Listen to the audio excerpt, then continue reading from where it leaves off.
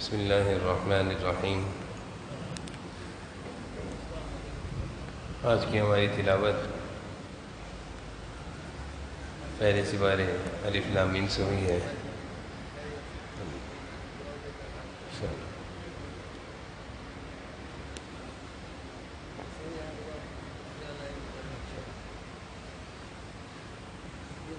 قرآن کریم کا آغاز سورہ فاتحہ سے ہوا ہے۔ سورہ فاتحہ قرآن کریم کی سب سے پہلی سورت ہے۔ اس سورت کی احادیث میں بہت سارے فضائل آئے ہیں اور مختلف نام بھی آئے ہیں۔ اس سورت کا ایک نام سورت دعا بھی ہے۔ اللہ تعالیٰ سے مانگنے کا طریقہ اس سورت میں سکھایا گیا ہے۔ دعا کے انداز کو بیان کیا گیا ہے۔ دعا کس طرح مانگی جائے، کیا مانگا جائے۔ سب سے پہلے اللہ تعالیٰ کی حمد و ثنا بیان کی گئی ہے۔ الحمدللہ رب العالمین الرحمن الرحیم مالک یوم الدین۔ ان آیتوں میں اللہ تعالیٰ کی حمد و ثنا اور اس کے بعد ایاک نعبد و ایاک نستعین، اللہ تعالیٰ کی عبادت اور اب اس کی استعانت یعنی مدد اور محتاجی کا سوال ہے۔ اس کے بعد دعا کا اظہار ہے، اہدنا الصراط المستقیم، ہدایت کی دعا جو ساری دعاؤں میں سب سے افضل اور سب سے ضروری ہے۔ ساری دنیا کی نعمتیں مل جائیں، انسان کے پاس دین اور ایمان نہ ہو، ہدایت نہ ہو تو وہ ناکام ہے، اور ساری دنیا کی نعمتیں اس کے پاس نہ ہو اور ہدایت ہو تو سب کچھ اس کے پاس ہے، وہ دنیا اور آخرت کے لحاظ سے کامیاب ہے۔ تو اس صورت میں اللہ تعالیٰ ہدایت کی دعا مانگنا سکھا رہے ہیں۔ اہدنا الصراط المستقیم، اللہ تعالیٰ سے ہدایت مانگو سیدھے راستے کی طرف، صراط مستقیم سیدھا راستہ، اور وہ راستہ انعمت علیہم، جن لوگوں پر، جو لوگ اس سیدھے راستے پر چلے اور پھر ان لوگوں پر اللہ کا انعام ہوا، اللہ کا فضل ہوا، ان لوگوں کے راستے پر چلنے کی اللہ سے توفیق مانگو۔ غیر المغضوب علیہم ولا الضالین، اور گمراہ اور شریر اور نافرمان اور گنہگار لوگوں کے راستے پر چلنے سے اللہ کی پناہ مانگو۔ دعا کے آداب میں سے ہے سب سے پہلے اللہ کی حمد و ثنا ہو، اس کے بعد درود شریف ہو، اور اس کے بعد پھر اپنی دعا کا اظہار ہو۔ اور جب انسان دعا کرتا ہے تو دل میں خیال آتا ہے کہ دعا تو کرتے ہیں، پتہ نہیں قبول ہوئی یا نہیں ہے۔ حدیث شریف میں آتا ہے جب بھی اللہ تعالیٰ سے مانگو تو یقین، دعا کی قبولیت کا یقین اپنے دل میں رکھتے ہوئے مانگو۔ پھر دعا کی قبولیت کا اظہار اللہ تعالیٰ مختلف طریقے سے فرماتے ہیں۔ کبھی تو بعینی ہی وہی مل جاتا ہے جو انسان مانگتا ہے، اور کبھی ایسا ہوتا ہے کہ کوئی مصیبت اور آفت اس پر آ رہی ہوتی ہے اور وہ اللہ تعالیٰ ٹال دیتے ہیں۔ جیسے کہ حدیث میں آتا ہے کہ تقدیر کو بدلنے والی اگر کوئی چیز ہے وہ دعا ہے۔ اسی طرح حدیث میں آیا ہے استقبلوا امواج البلاء بالدعاء والتضرع، کہ مصیبتوں اور آفتوں سے بچاؤ کے لیے اللہ تعالیٰ سے دعائیں اور آہ و زاری کرتے رہو۔ تو کبھی انسان سے کوئی مصیبت ٹال دی جاتی ہے۔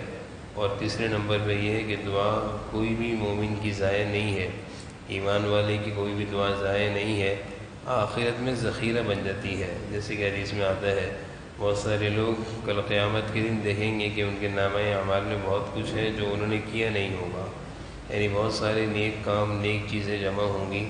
وہ اللہ سے کہیں گے یہ کیا ہے، میں نے تو ایسا کچھ نہیں کیا، یہ سارے نیک کام کہاں سے آ گئے؟ اس سے کہا جائے گا کہ یہ وہ تمہاری دعائیں ہیں جو تم دنیا میں کیا کرتے تھے، بظاہر وہاں پہ دعا کی قبولیت نظر نہیں آئی، لیکن ہم نے تمہارے لیے وہ ساری دعائیں یہاں پہ ذخیرہ کی ہیں۔ تو تمنا کرے گا کاش کہ دنیا میں میری کوئی دعا قبول نہ ہوتی اور ساری دعاؤں کا بدلہ مجھے آخرت میں دیا جاتا۔ تو دعا کرتے رہنا چاہیے۔ دعا ایک عظیم عبادت ہے، دعا عبادت کا مغز ہے، اور پھر یہ مبارک مہینہ تو ہے ہی اللہ سے مانگنے کے لیے۔ تو سورہ فاتحہ میں اللہ تعالیٰ نے دعا کرنے کا طریقہ سکھایا ہے، اور پھر کون سی دعا سب سے زیادہ مانگنی ہے اس دعا کی تعلیم دی ہے، اور وہ ہے سیدھے راستے کی توفیق، نیک لوگوں کا راستہ، دین اور ایمان پر چلنے کی توفیق۔ اس کے بعد سورہ بقرہ کا آغاز ہوتا ہے۔ سورہ بقرہ کے احادیث میں بہت سارے فضائل بھی آئے ہیں۔ حدیث شریف میں آیا ہے کہ سورہ بقرہ گھر میں اس کی تلاوت کرنی چاہیے، ہفتے میں ایک دفعہ اس کی تلاوت ضرور گھر میں کرنی چاہیے۔ اس کا پڑھنا حدیث میں آیا ہے برکت ہے، اور اس کا چھوڑنا حسرت ہے، اور اس کا پڑھنے والا جادوگروں سے یعنی شیطانی اور جادو ٹونا ٹوٹکا کرنے والوں کے شر سے محفوظ رہے گا۔ اس صورت کا نام سورہ بقرہ اس لیے رکھا گیا ہے کہ اس صورت میں ایک واقعہ ہے، گائے والوں کا واقعہ۔ بنی اسرائیل میں ایک شخص مالدار تھا اور اس کی کوئی اولاد نہیں تھی۔ بھتیجے کی نظر اس کے مال پر تھی، تو بھتیجے نے مال و دولت کی ہوس میں اس مالدار کو قتل کر دیا، اس امید پر کہ اس کے مال میرے قبضے میں آ جائے گا۔ قتل کرنے کے بعد خود ہی مظلوم بن کر حضرت موسیٰ علیہ السلام کے پاس آیا اور کہنے لگا کہ میرے چاچا کا حق دلائیں، معلوم کریں کس نے قتل کیا ہے۔ اللہ تعالیٰ کی طرف حضرت موسیٰ علیہ السلام متوجہ ہے۔ اللہ تعالیٰ نے قاتل کے معلوم کرنے کا طریقہ یہ بتایا ہے کہ ایک گائے کو ذبح کیا جائے اور اس کا گوشت مقتول کے جسم پر لگایا جائے، یعنی جس کو قتل کیا ہے، تو وہ زندہ ہو جائے گا، اور زندہ ہونے کے بعد وہ قاتل کا بتا دے گا۔ جب حضرت موسیٰ علیہ السلام نے بنی اسرائیلیوں کو یعنی یہودیوں کو بتایا کہ اس طرح کر لو، تو یہودی شروع سے انبیاء علیہ السلام کے گستاخ اور ستانے والے بے ادب تھے۔ سوالات بے جا اور فضول قسم کے سوالات کیا کرتے تھے۔ حضرت موسیٰ علیہ السلام نے تو یہ کہا کہ بھئی گائے کوئی بھی ہو ذبح کر لو، تو وہ کہنے لگے گائے کیسی ہو، موٹی ہو، پتلی ہو، کالی ہو، سفید ہو، ہل چلی ہوئی ہو یا بغیر ہل چلی ہوئی ہو، اس طرح کے سوالات کر کے حضرت موسیٰ علیہ السلام کو ستانے لگے۔ بعض دفعہ زیادہ سوالات بھی انسان کے لیے ہلاکت کا اور بے ادبی اور ناکامی کا ذریعہ بنتے ہیں۔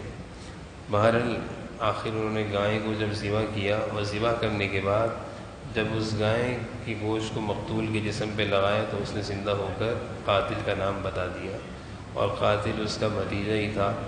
مال و دولت کی ہوس میں اتنا بڑا جرم کر لیا تھا۔ مال، حضور صلی اللہ علیہ وسلم فرماتے ہیں میری امت کا فتنہ ہے۔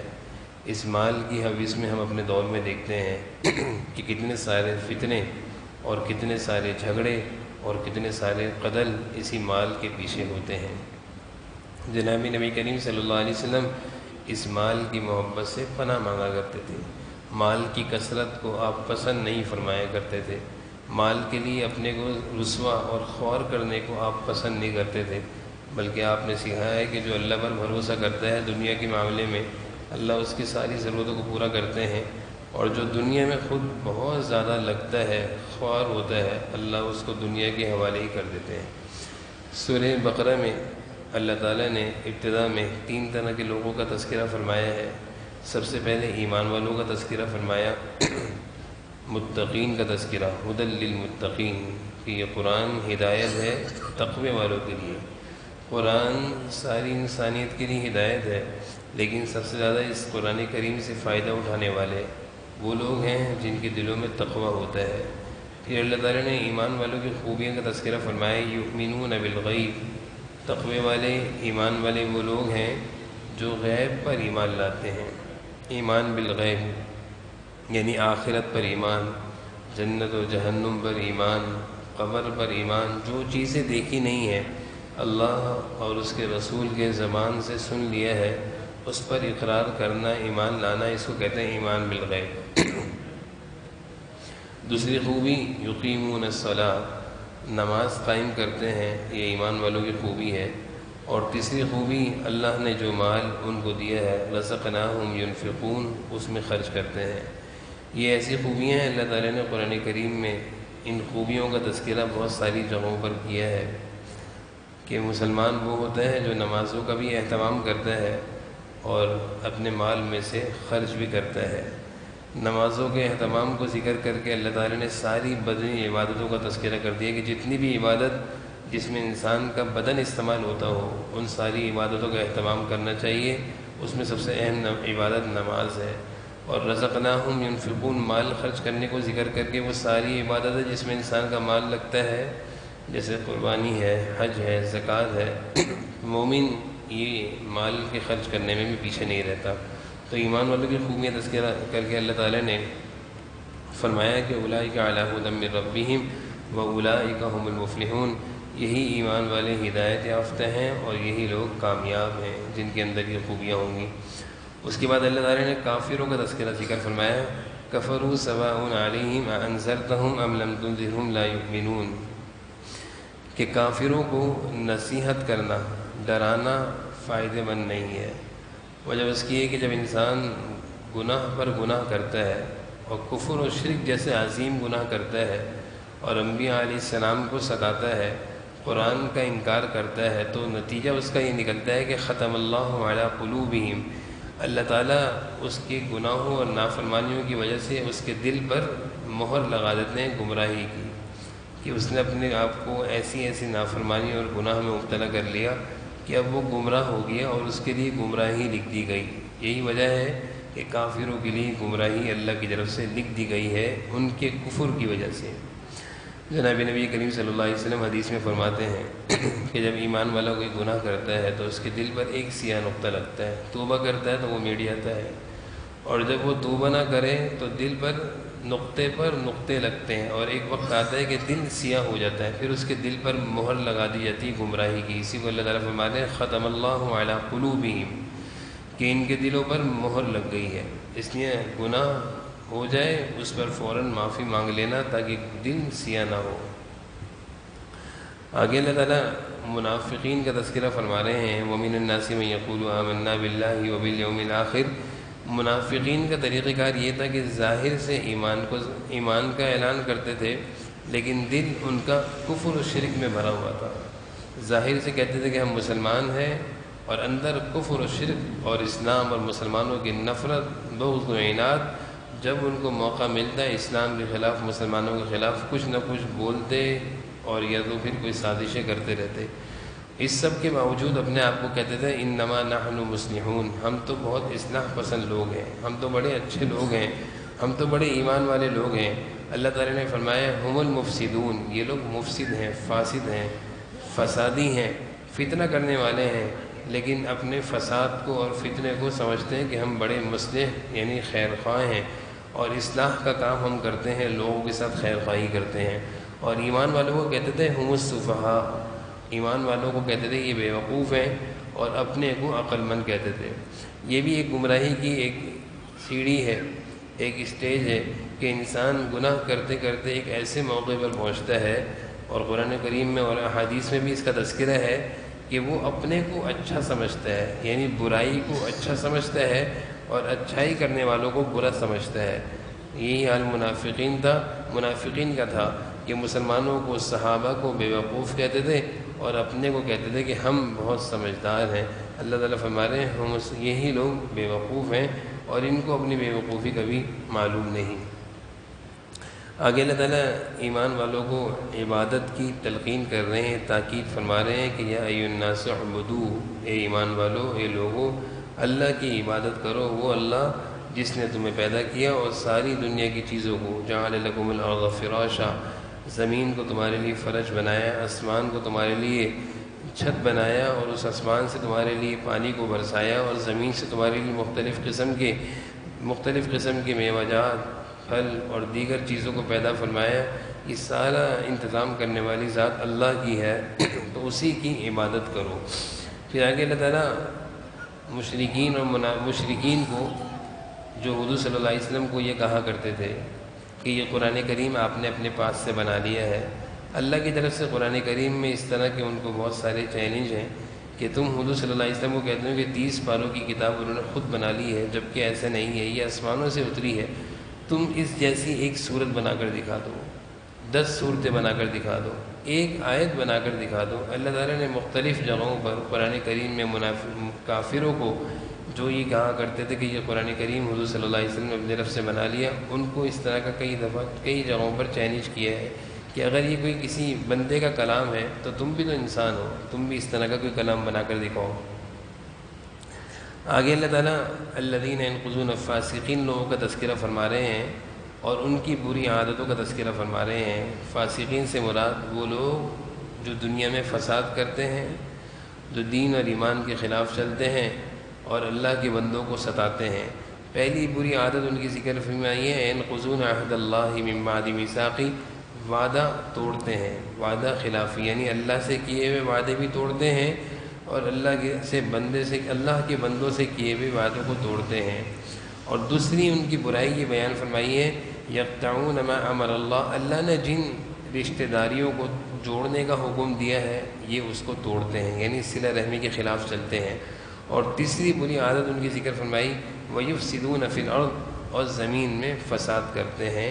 یہ فاسقین گنہگار لوگوں کی بری عادت ہے جس کا اللہ تعالیٰ نے قرآن کریم میں تذکرہ فرمایا ہے۔ اس کے بعد حضرت آدم علیہ السلام کا تذکرہ ہے، حضرت آدم علیہ السلام کی تخلیق کا تذکرہ ہے۔ جب اللہ تعالیٰ نے ان کو پیدا کرنے کا ارادہ فرمایا، فرشتوں کے سامنے اس ارادے کا اظہار فرمایا تو فرشتوں نے کہا کہ ہم آپ کی عبادت کرتے ہیں، کیا ضرورت ہے آپ کو کسی اور مخلوق کو پیدا کرنے کی؟ اللہ تعالیٰ نے جواب دیا کہ اعلم ما لا تعلمون، میں جس چیز کو جانتا ہوں وہ تم نہیں جانتے، یعنی آدم کی تخلیق کا جو مقصد ہے وہ مجھے معلوم ہے، تمہیں اس چیز کا معلوم نہیں۔ اور آدم کی اولاد کو جن خوبیوں سے، جن عادتوں سے میں نوازوں گا وہ تمہارے اندر خوبیاں نہیں ہیں۔ تو اللہ تعالیٰ نے آدم علیہ السلام کی پیدائش کی اور اس کے بعد شیطان کو سجدے کا حکم دیا۔ شیطان نے حضرت آدم علیہ السلام کو سجدے سے انکار کر دیا اور انکار کرنے کے بعد تکبر کیا اور کافروں میں سے ہو گیا۔ اللہ تعالیٰ نے شیطان کو اس انکار پر جنت سے نکال دیا۔ شیطان کے دل میں غصہ تھا اور اس نے اس غصے کو پورا کرنے کے لیے، یعنی اپنی خار نکالنے کے لیے کہ جس کی وجہ سے میں جنت سے نکالا گیا ہوں ان کے ساتھ بھی میں کوئی ایسا برا کرواؤں گا کہ وہ بھی جنت سے نکلیں۔ چنانچہ حضرت آدم علیہ السلام کو جنت میں آ کر وہ بہکاتا رہا، اس وقت تک اس کو جنت میں آسمانوں پہ آنے کی اجازت تھی، اور وہ آتا تھا حضرت آدم علیہ السلام کو یہ کہتا تھا کہ اس درخت سے کھاؤ، جبکہ اس درخت کے کھانے سے اللہ تعالیٰ نے دور رکھا تھا۔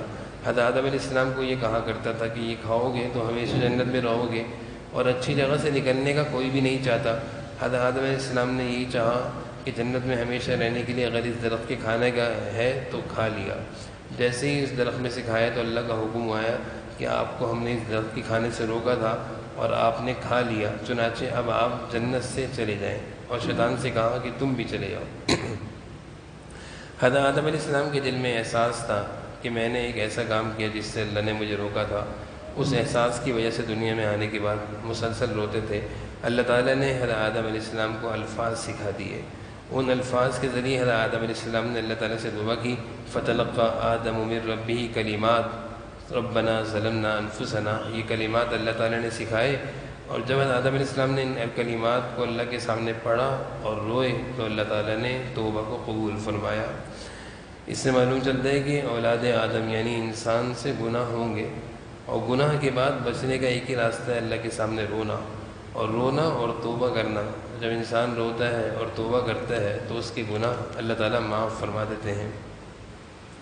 اس کے بعد اللہ تعالیٰ بنی اسرائیل کا تذکرہ فرما رہے ہیں، یہودیوں کا تذکرہ، اور ان پر ہونے والے انعامات کا تذکرہ فرما رہے ہیں، اور جن برائیوں سے یہودیوں کو روکا تھا ان کا تذکرہ فرما رہے ہیں۔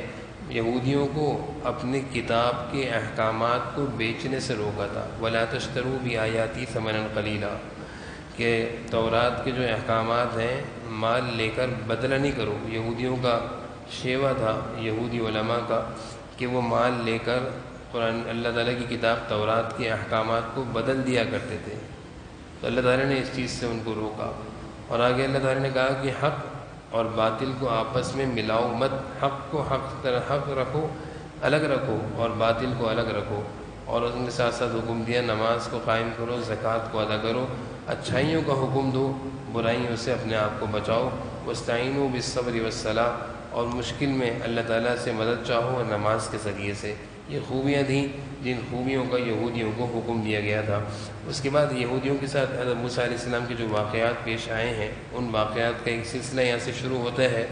سب سے پہلا واقعہ بنی اسرائیلیوں پر جو فرعون کا ظلم تھا، اور فرعون بنی اسرائیلیوں کے بچوں کو قتل کر دیا کرتا تھا اور بچیوں کو زندہ چھوڑ دیا کرتا تھا۔ اس کو اس کے نجومیوں نے، درباریوں نے یہ بتایا تھا کہ تیری حکومت کو اگر کوئی شخص ختم کرے گا تو وہ بنی اسرائیل کا نوجوان ہوگا۔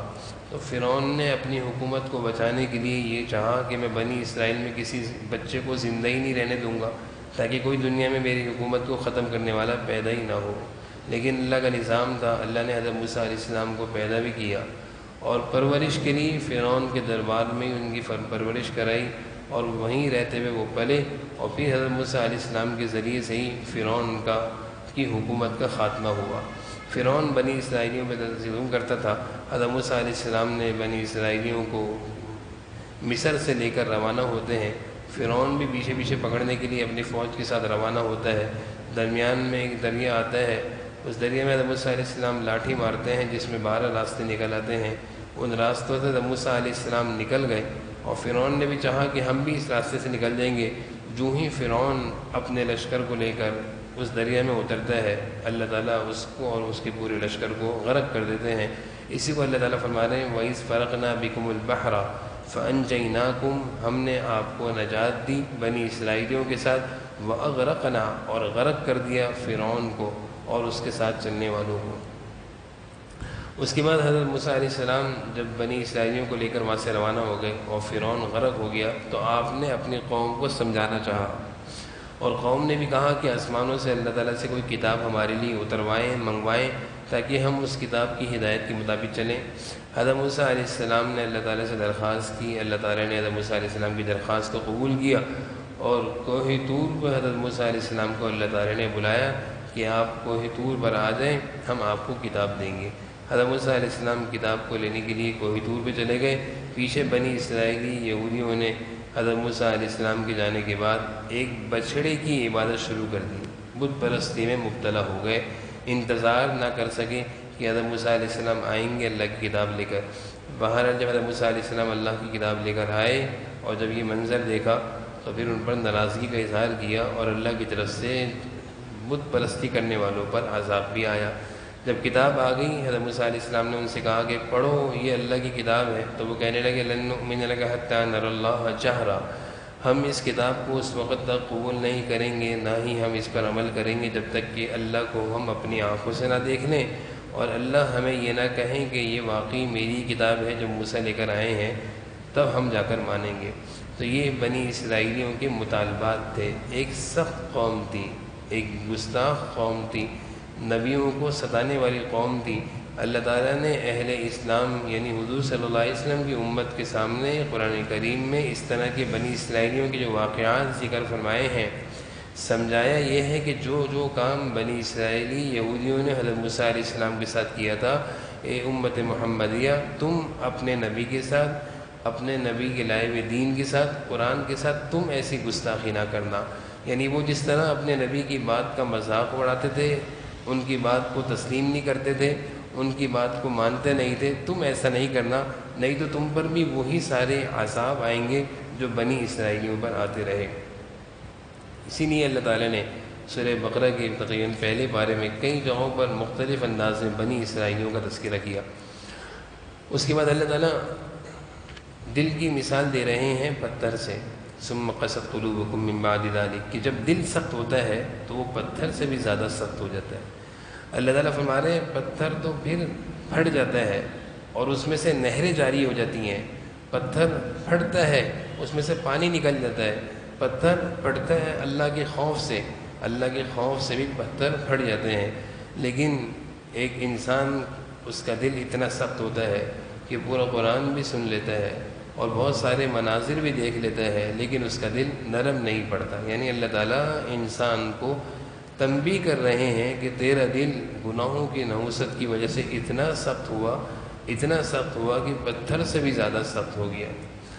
آگے اللہ تعالیٰ یہودیوں کا تذکرہ فرما رہے ہیں کہ ان کو ایک خوش فہمی میں مبتلا تھے کہ ہم اللہ کے مقبول اور محبوب بندے ہیں اور ہمیں جہنم میں نہیں اللہ تعالیٰ ڈالیں گے، اور اگر ہم جہنم میں چلے بھی گئے تو تھوڑے دن کے لیے جائیں گے۔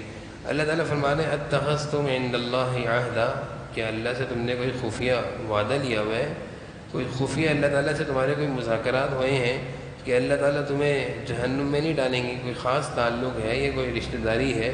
ایسا نہیں ہے۔ اللہ فرما رہے ہیں بلا من کسب سیئہ فاولئک اصحاب النار، تم لوگوں پر تو جہنم کی آگ تمہیں ہر طرف سے گھیری ہوئی ہوگی۔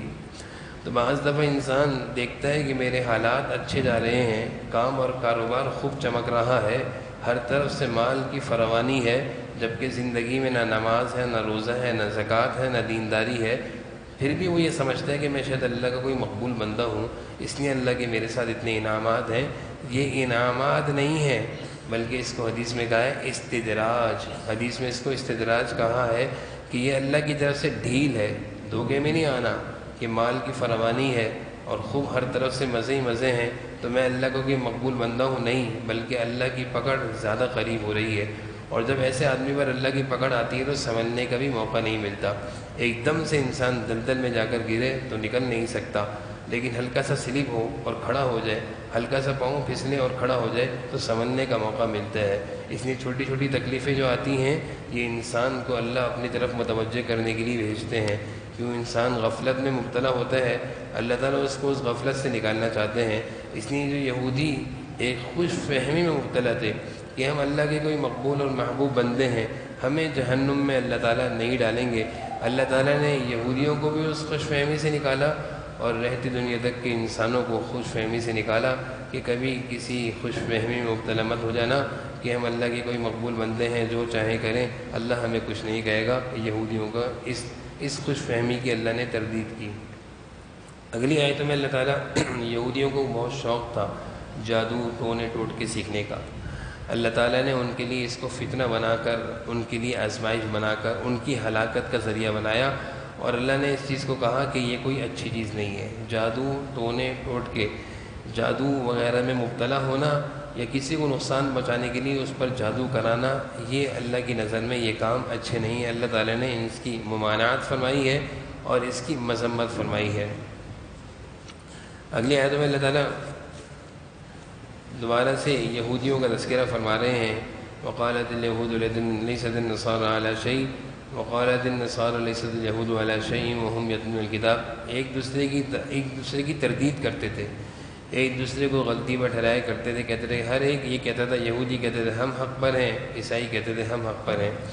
پھر آگے اللہ تعالیٰ فرما رہے ہیں ومن اظلم ممن منع مساجد اللہ، اس شخص سے بڑا ظالم کون ہوگا جو اللہ کے گھروں کو ویران کرنے کی کوشش کرتا ہو۔ اللہ کے گھر بنتے ہیں اللہ کے ذکر کے لیے، تلاوت کے لیے، نمازوں کے لیے، لیکن کوئی شخص یہ چاہے کہ اللہ کے گھر ویران رہیں، بند رہیں، نہ نمازیں لوگ پڑھیں، نہ ذکر کیا جائے، اللہ تعالیٰ فرما رہے ہیں یہ دنیا کا بڑا ظالم انسان ہے۔ آگے اللہ تعالیٰ امت مسلمہ کو سمجھا رہے ہیں کہ یہ یہودی اور عیسائی جن کو تم سمجھتے ہو کہ یہ ہمارے بہت خیر خواہ ہیں، لن ترضا، یہ ہرگز تم سے راضی نہیں ہوں گے اس وقت تک جب تک کہ تم بھی ان جیسے نہ ہو جو۔ یعنی آج کا مسلمان یہ سمجھتا ہے کہ میرے سارے معاملات ان غیروں کو خوش کروں گا تو خوش رہوں گا، ایسا نہیں ہے۔ اللہ فرما رہے ہیں یہ اس وقت تک خوش نہیں ہوں گے جب تک کہ تم بھی ان کے دین کی پیروی کرنے لگ جاؤ۔ یعنی جس گمراہی اور شرک اور ظلم اور ناانصافیوں میں، نافرمانیوں میں وہ مبتلا ہیں، جب تم ان جیسے ہو جاؤ گے تب وہ خوش ہوں گے۔ اس سے پہلے تم ان کی جتنی بھی چاپلوسی کر لو، جتنی بھی ان کی جوتے چاٹ لو، وہ کبھی بھی تم سے خوش نہیں ہوں گے۔ اللہ تعالیٰ نے ایک ضابطہ رہتی دنیا تک کے انسانوں یعنی مسلمانوں کو سمجھا دیا کہ کبھی ان سے خوشی کی اور ان کے خوش ہونے کی امید نہ رکھنا۔ آگے حضرت ابراہیم علیہ السلام کا تذکرہ ہے۔ اللہ تعالیٰ فرما رہے ہیں ہم نے حضرت ابراہیم علیہ السلام کو بہت ساری جگہوں پر آزمایا، اور جب انسان کو مختلف طریقوں سے آزمایا جاتا ہے اور پھر وہ اللہ کی آزمائش پر پورا اترتا ہے، یعنی صبر سے کام لیتا ہے، تو پھر اللہ تعالیٰ اس کو مقام اور مرتبہ عطا فرماتے ہیں۔ اللہ فرما رہے ہیں انی جاعلک للناس اماما، رہتی دنیا تک کے لیے ہم نے حضرت ابراہیم علیہ السلام کو انسانوں کے لیے امام بنا دیا۔ یہ ان کو مقام ملا تھا ان کی آزمائشوں پر صبر کی وجہ سے۔ پھر اللہ تعالیٰ نے حضرت ابراہیم علیہ السلام کے ذریعے سے بیت اللہ کی تعمیر کرائی، اور پھر بیت اللہ کو بتوں سے پاک کروایا، اور نماز پڑھنے والوں کے لیے، طواف کرنے والوں کے لیے، اعتکاف کرنے والوں کے لیے، سجدہ کرنے والوں کے لیے اللہ تعالیٰ نے اس کو ہموار کروایا۔ یعنی مساجد کی پاکیزگی، مساجد کو پاک رکھنا، صاف رکھنا، یہ اللہ کی طرف سے یہ حکم ہے، اور اس کام کے لیے اللہ تعالیٰ نے انبیاء علیہ السلام کے امام حضرت ابراہیم علیہ السلام کو چنا ہے، اور ان کے ذریعے سے بیت اللہ کی صفائی کروائی، اور پھر اس کے بعد جناب نبی کریم صلی اللہ علیہ وسلم نے جب فتح مکہ کیا تو آپ نے اپنے ہاتھوں سے بیت اللہ میں جو بت تھے ان بتوں سے بیت اللہ کی صفائی کر کے دھویا۔ ان آیتوں سے معلوم چلتا ہے کہ مساجد کی صفائی اور اس کو ہر طرح کی گندگیوں سے پاک صاف رکھنا یہ ایمان والوں کا شیوہ ہے، خوبی ہے۔ یہ کسی عام آدمی کا کام نہیں ہے، بلکہ یہ ہر مسلمان کا کام ہونا چاہیے کہ وہ مسجدوں کی خدمت کو اپنے لیے سعادت سمجھیں، اور یہی ایمان والوں کی خوبی ہے۔ آگے اللہ تعالیٰ نے مزید حضرت ابراہیم علیہ السلام کی دعاؤں کا تذکرہ کیا ہے۔ انہوں نے جو دعائیں کی تھیں کہ بیت اللہ کو آباد فرما دیجیے اور بیت اللہ کو اپنے نیک بندوں سے بھر دیجیے، ان دعاؤں کا تذکرہ ہے۔ اس کے بعد حضرت یعقوب علیہ السلام جو کہ حضرت ابراہیم علیہ السلام کے پوتے تھے، حضرت اسحاق علیہ السلام کے بیٹے تھے، ان کا تذکرہ ہے کہ جب ان کا انتقال ہونے لگا انہوں نے اپنے سارے بیٹوں کو جمع کیا، اور بیٹوں کو جمع کرنے کے بعد ان سے پوچھا کہ میرے مرنے کے بعد تم کس کی عبادت کرو گے؟ یعنی ایک نیک باپ کی یہ خوبی ہوتی ہے کہ جب وہ دنیا سے جا رہا ہوتا ہے تو وہ اپنے بیٹوں کی دینداری کی فکر کرتا ہے، اپنی اولاد کی۔ آج کی دنیا داری میں یہ دیکھا جاتا ہے کہ جب کسی شخص کا انتقال ہوتا ہے تو اس کی ساری فکر یہ ہوتی ہے کہ میری دولت کا کیا ہوگا، تم لوگ کیسے کھاؤ گے، کیسے رہو گے۔ لیکن انبیاء علیہ السلام کی زندگی کا منظر اللہ تعالیٰ قرآن میں بیان فرما رہے ہیں کہ حضرت یعقوب علیہ السلام کا جب انتقال ہونے لگا تو اپنے بیٹوں سے پوچھنے لگے کہ میرے بعد کس طرح کی زندگی گزارو گے؟ تو سارے بیٹوں نے کہا کہ جس طرح ہم نے آپ کو کرتے ہوئے دیکھا، ابراہیم علیہ السلام، اسماعیل علیہ السلام، اسحاق علیہ السلام کو زندگی گزارتے دیکھا، ہم بھی انہی نیک لوگوں جیسی زندگی گزاریں گے۔ معلوم یہ چلا کہ اپنی اولادوں کو نیک لوگوں کی زندگی دکھانی چاہیے، اللہ والوں کی صحبت میں لے جانا چاہیے، تاکہ ان کی پیاری زندگی کو دیکھ کر بچوں میں یہ جذبہ پیدا ہو کہ ہم نے بھی اس طرح کی زندگی گزارنی ہے۔ حضرت یعقوب علیہ السلام کے بیٹوں نے یہی سب کہا تھا کہ جس طرح کی زندگی ہم نے آپ کو گزارتے دیکھی ہم اسی طرح کی زندگی گزاریں گے۔ اللہ تعالیٰ نے اس پورے منظر کو قرآن کریم میں سورہ پارے نمبر 1 یعنی الف لام میم کے آخر میں ذکر فرمایا۔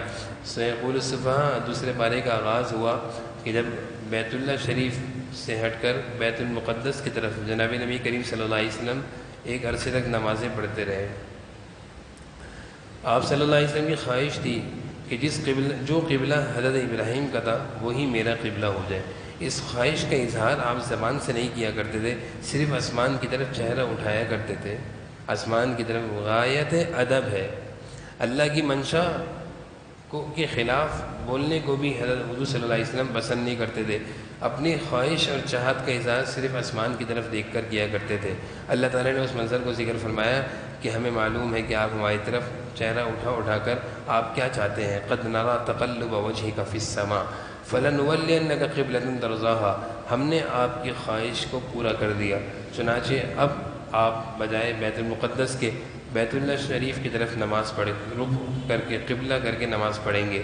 جب حضور صلی اللہ علیہ وسلم نے بیت المقدس کو چھوڑا تو یہودیوں کو تکلیف ہونا شروع ہو گئی کہ یہ کیسے نبی ہیں، یہ کیسے پیغمبر ہیں کہ پہلے تو بیت اللہ کی طرف بیت المقدس کی طرف رخ کر کے نماز پڑھتے تھے اور اب ایک دم سے بیت اللہ شریف کی طرف رخ کر کے نماز پڑھنا شروع کر دیا۔ اللہ تعالیٰ نے جواب دیا کہ ان سے کہیں قل للہ المشرق والمغرب، مشرق بھی اللہ کا یعنی بیت المقدس بھی اللہ اور مغرب بیت اللہ شریف بھی اللہ کا ہے۔ جس طرف بھی اللہ کا حکم ہوگا ہم اسی طرف رخ کر کے نماز پڑھیں گے۔ ایمان والے کے لیے اصل چیز اللہ کا حکم ہے، وہ یہ نہیں دیکھتا کہ بیت المقدس کیا ہے اور بیت اللہ کیا ہے، بلکہ وہ یہ دیکھتا ہے کہ اللہ کا حکم کیا ہے۔ اللہ تعالیٰ نے یہی جواب دیا ان یہودیوں کو جو حضور صلی اللہ علیہ وسلم کو یہ کہہ رہے تھے کہ یہ کیسا دین ہے کہ پہلے تو بیت المقدس کی طرف رخ کر کے نماز پڑھے تھے۔ تو سیقول کے بارے میں شروع کے 2 صفحے میں اللہ تعالیٰ نے اسی منظر کو تفصیل سے ذکر فرمایا ہے۔ اس کے بعد اللہ تعالیٰ اہل ایمان کو کہہ رہے ہیں فاذکرونی اذکرکم، مجھے یاد کرو کہ میں بھی تمہیں یاد کروں گا، یعنی تم مجھے یاد کرو کہ میری مہربانیاں تم پر ہوں گی، واشکروا لی، اور میرا شکر کرو، میری نافرمانی اور ناشکری نہ کرو۔ اس کے بعد اللہ تعالیٰ کہہ رہے ہیں آمنوا استعینوا بالصبر والصلاۃ، اے ایمان والو جب کوئی تکلیف آیا کرے تو نماز کے ذریعے اپنی تکلیف کو دور کیا کرو۔ استعینوا بالصبر والصلاۃ، صبر اور نماز۔ انسان پر جب بھی کیسے بھی مشکل سے مشکل حالات آ جائیں 2 رکعت نماز پڑھ کے 2 رکعت کی نیت باندھ کے کھڑا ہو جائے اور نماز پڑھتا رہے، دل بھی ہلکا ہو جائے گا، حالات بھی بہتر ہو جائیں گے، اللہ تعالیٰ سکھا رہے ہیں۔ اس کے بعد اللہ تعالیٰ کہہ رہے ہیں کہ ہم تمہیں مختلف طریقے سے آزمائیں گے، یعنی مختلف طریقے سے، کبھی بھوک، کبھی خوف، کبھی مال، کبھی بیماری، آزمائشیں آتی ہیں، لیکن ان آزمائش پر اللہ کی طرف سے حکم ہے کہ صبر کرو۔ لیکن کبھی آزمائش کو اپنے منہ سے نہیں مانگنا چاہیے، ہمیشہ اللہ تعالیٰ سے عافیت مانگنی چاہیے۔ یہی وجہ ہے کہ علماء کہتے ہیں کہ کبھی یہ نہ کہو کہ اللہ تعالیٰ مجھے صبر کی توفیق دے، بلکہ یہ کہو کہ اللہ تعالیٰ مجھے عافیت عطا فرما۔ صبر کی توفیق ماننے کا مطلب یہ ہے کہ پہلے مصیبت آئے گی تو پھر صبر کرے گا، تو گویا تم مصیبت مانگ رہے ہو۔ مصیبت نہ مانگو بلکہ اللہ سے عافیت مانگو۔ اگلے آیتوں میں اللہ تعالیٰ اہل ایمان کو حکم دے رہے ہیں، یا ایھا الناس کلوا مما فی الارض حلالا طیبا، کھانے پینے میں ذرا خیال رکھا کرو، پاک چیزیں کھایا کرو، حلال چیزیں کھایا کرو۔ ایمان والے کی خوبی ہے کہ وہ ساری دنیا میں جہاں بھی جاتا ہے اپنے کھانے کی فکر کرتا ہے کہ حلال ہے حرام ہے۔ یہ نہیں کہ جہاں بھی گیا، امریکہ گیا، لندن گیا، دنیا میں کہیں بھی گیا اور پھر ریسٹورنٹ پہ جا کر جو چاہا کھا لیا، یہ ایمان والے کی خوبی نہیں ہوتی، بلکہ وہ سب سے زیادہ فکر کرتا ہے کہ میرے منہ اس کے ذریعے میرے پیٹ میں لقمہ حرام نہ چلے جائے، کوئی حرام چیز نہ چلی جائے جس کی وجہ سے میری عبادت کا نور ضائع ہو جائے اور میرے ایمان کا نور بجھ جائے۔ اس لیے قرآن کریم میں اللہ تعالیٰ نے جگہ جگہ اہل ایمان کو حکم دیا، یا ایھا الذین آمنوا کلوا من طیبات، اے ایمان والو پاکیزہ، حلال، صاف ستھری چیزیں کھایا کرو، واشکروا للہ، اور پھر اللہ کا شکر کیا کرو، ان کنتم ایاہ تعبدون، تاکہ تم اس کی عبادت کرو۔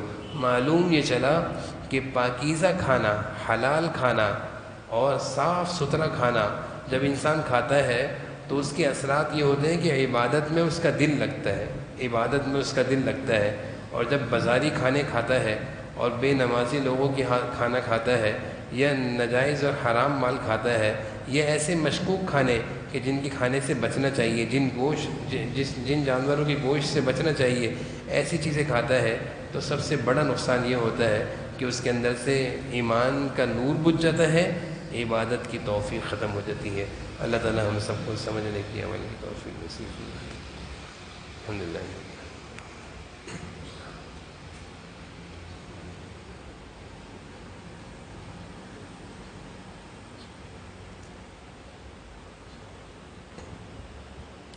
صلی اللہ تعالی علیہ وسلم۔